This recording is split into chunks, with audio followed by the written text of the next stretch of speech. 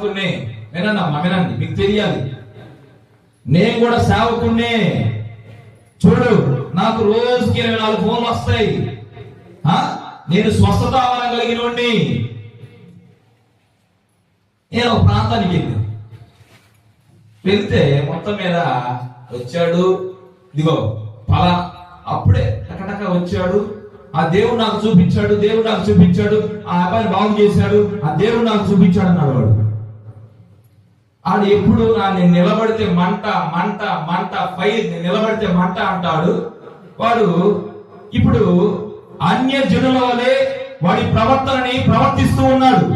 అలాంటి వాడికి నేను చూస్తానే ఉన్నా. కుర్చీ వేశారు, అబ్బా వాడి పక్కనే ఒక ఇద్దరు కూర్చున్నారు, ఆ కాలు ఈ కాలు పట్టుకుని నొక్కుతా ఉన్నారు లోపల రూమ్ లో, సేవకుడని. కానీ వాడు ఎవడంటే లూసిఫర్ ఆత్మ కలిగినోడు. గమనించండి దేవుని ప్రజలారా, ఇలాంటి అన్య జనులు మనకి కూడా కనబడుతూ ఉంటారు.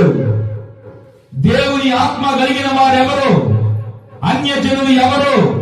ఎవడి పడితే వాడు పరిశుద్ధ గ్రంథాన్ని పట్టుకొని నేను కూడా సేవకుడినే అని ప్రవచనాలు చెప్తూ, నేను స్వస్థత కలిగినోనని, ప్రేమ లేకుండా, సమాధానం లేకుండా, ఎదుటి వారిని ప్రేమించే స్వభావం లేకుండా వారిలో దేవుని ఆత్మ నివాసము చెయ్యదు. అవునా కాదా? ఇప్పుడు గమనించాలమ్మా, మీకు చాలా సార్లు ఎగ్జాంపుల్ చెప్పా. ఒక చెట్టు, అది మంచి చెట్టు చెడ్డ చెట్టు మనకి ఎప్పుడు తెలుస్తుంది?